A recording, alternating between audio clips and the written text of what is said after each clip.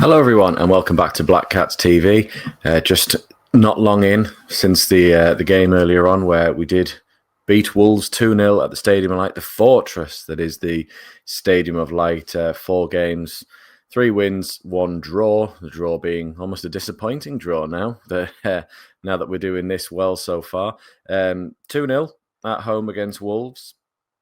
Good result, getting the win. And we said in the midweek Mackems, if you've gone and watched it, if not, go and check it out. I'll card it at the end of this video. But we said how it was a must win, really, especially with Wolves being bottom of the league with 2 points, us being where we are, making sure that they really are one of the relegation main contenders instead of us. We have that spell in December, which could be a bit worrying, depending on players missing and results coming in against Liverpool's, Man City's, Leeds, Brighton, Man City again, not the other team. That'll be an easy 3 points. But the game started a bit funny, actually. It's sort of Siddiqui and Alderete are in from the start, thank God. Their injuries weren't bad enough to keep them out of the lineup. It looked like we were playing a back 3 at times in certain phases with Nordi, Ballard and Alderete, with Hume as a left wing back and Bertrand Traore as a right wing back, Rig, Xhaka and Siddiqui in the middle, and then Enzo up top with Isidore as well. There was a few shaky balls, shall we say, at the start. Xhaka got caught out once or twice. Rig got caught out a few times as well. And some of the passing just didn't seem to sort of get us going. I wasn't as clinical as it normally is probably the best way of saying it there. We were still doing all right, created chances. Isidore went through on goal, put it in the back of the net. Referee linesman flagged for offside. It was checked by VAR and it was given offside, but he still got into that position. He did a great finish past Sam Johnson in the corner with his left foot. So it was good movement. So good to see that there, and hopefully unfortunately, he didn't get a goal in the rest of the game there, but it wasn't through lack of trying. Still doing good bits for us there. I think it was about 16 minutes in, we took the lead. I think Enzo did a bit of a turn, gave it to Mukiele on almost in the left wing position, sort of the box.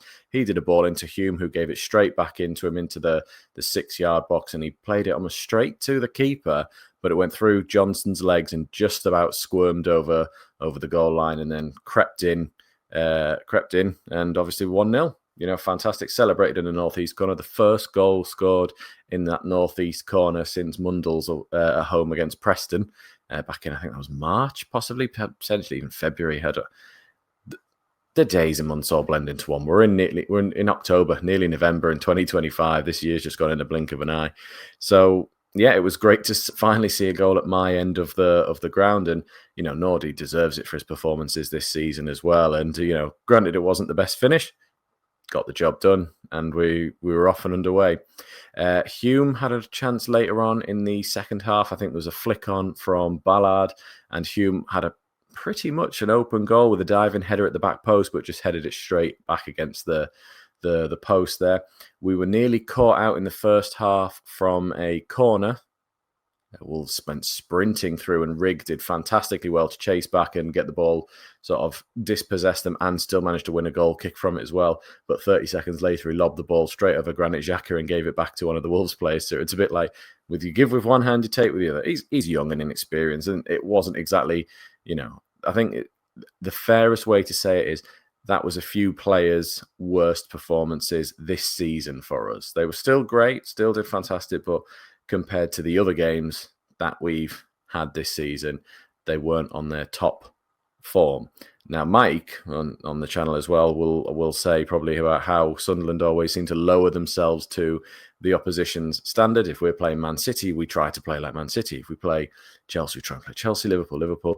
So because it's Wolves, are we sort of slack passing, or we slack because of the quality of opposition and how they're playing? Maybe there's something in that, but it just didn't seem to be as free flowing as it was previously. Granted, there was still lots of decent moves, especially down that sort of left hand side. Siddiqui was fantastic as well, with little quick passes as well.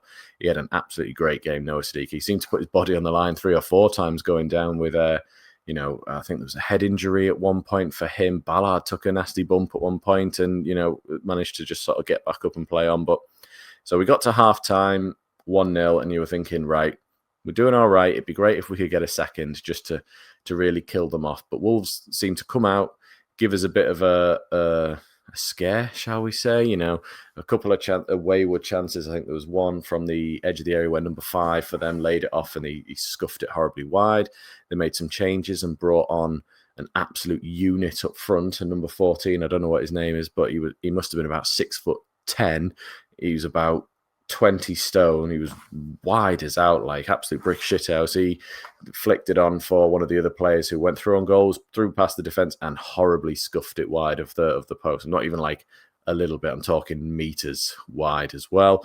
And then there was a cross that came from the other side. I think number 5 got a shot away, and Roos was forced into his first sort of real save of the game. I think in the end, Roos made about 4 saves potentially throughout the game. And again, was just keeping us. Of course, we were 1-0 until the 92nd minute, I believe, as well. Traore started to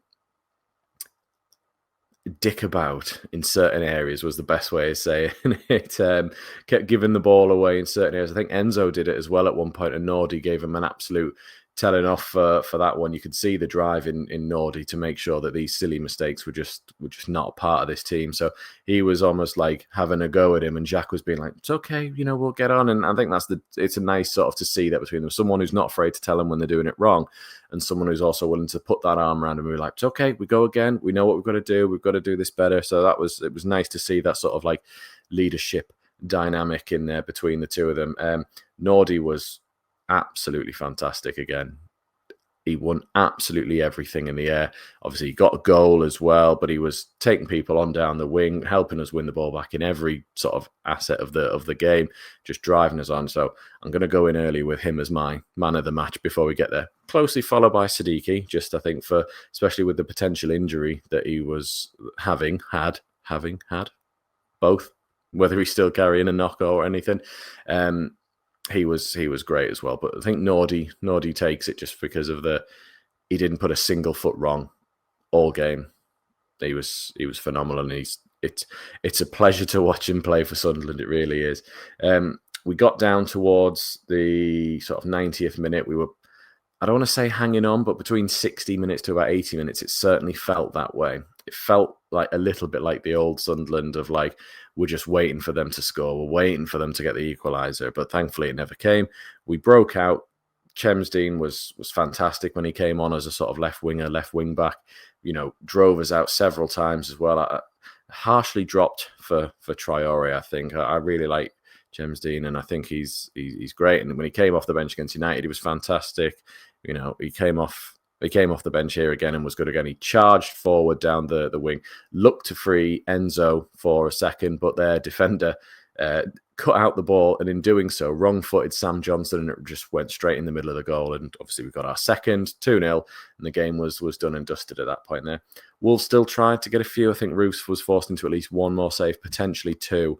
We could have had a third. Mayenda got the ball in his own half, I think almost in his own third, and charged forward, a bit like his goal against Bristol City, where you thought he's just going to get round one and slot it in. He just got forced a bit wide, and he won a corner from it.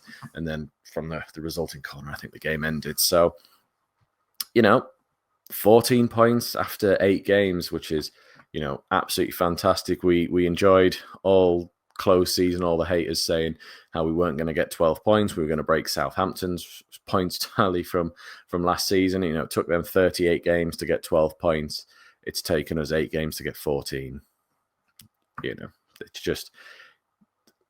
just levels to this game, shall we say. Leeds, of course, lost to Burnley as well, which is good news for us. Danny Welbeck proved that he's one of the best ex-Mackhams still out there today in sending the Mags packing as well. If we're talking title charges, Bournemouth and Crystal Palace both dropped points as well. With 14 points, we're in 7th, I think it is now. Of course, this is being recorded before I know what Arsenal and Fulham are doing. But at that time, we were 2 points off top. Other teams had game in hands, of course, and game still to play. But, just who would have thought this in May? It's just, it's crazy. And I still have to sort of almost pinch myself that this is even happening. I know I've done man of the match before, but I've just got to say it again.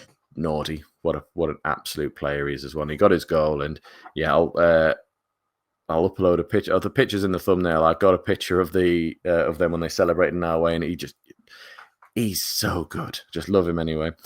In the predictions, I haven't updated the leaderboard yet, but we do have 3 people joining us. So David Jackson, you got 2-0. You did put Granit to score. There was a thunder bastard from Granit Xhaka at one point, which hit one of the defenders in the head. That was travelling towards goal, so you're unlucky there, but then it would have been 3.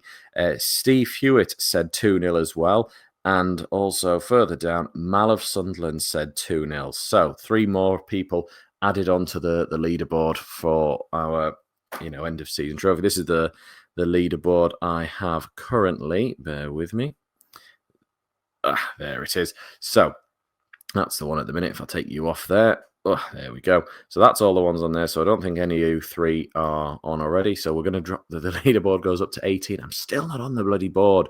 8 games in and I'm still not on the board. But at least Mike's not getting away anywhere there. So it's we're doing okay.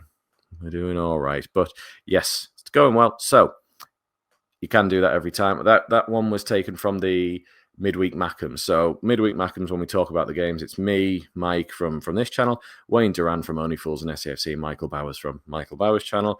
We do it every Wednesday at 9 o'clock live, so you can join in, and we do questions about Sunderland, reviews of the matches, previews of the next. We do a little bit of fun and games as well, just to sort of get some interaction with you guys in the crowd as well. So join us for that one as well. But if you want, that's where you can get your comments in as well. We'll read them for the prediction league that we're in. And same when we do the previews. Mike did a preview yesterday, just got out just before the game. So if you didn't get a chance that one, you've always got the Midweek Mackhams one as well. Alternatively, it is on Spotify. We don't read the comments on there, but that's the one there for us all. So if you find that out on Spotify, if you want to check it out as well, please do so. But overall, fantastic. Another win when we go into what we would consider now slightly harder fixtures. You've got Chelsea away next, Everton at home on Monday the 3rd of November, and then Arsenal at home on the Saturday the 9th, I believe. It might be the 8th. But we've got those games, which it's going to be difficult now. I think Arsenal are winning currently. So that's going to be a tricky game. Chelsea's going to be a tricky game. Even Everton's going to be a tricky game. I know they just got beat by Man City. But if we're going to target getting anything there, that's what we've got to do. We can't go into these thinking, all right, we're going to lose all 3, but it's all right. We've got the points in the bags. So we have to go to try and get something from Chelsea and Arsenal and Everton as well before the next international break. So, yeah, well, thanks for listening, and let me know what you thought in the comments as well, who your man of the match was, and anything from the game that you thought about any of the players, Rig in particular. I know Dan Neal came on as well. Gatrader came on and got a good bit of time as well. So what your thoughts on him were, but we're doing well and better than we ever could have imagined at the moment, shall we say. So yeah, I'll see you all later in the week, and take care everyone, and goodbye now.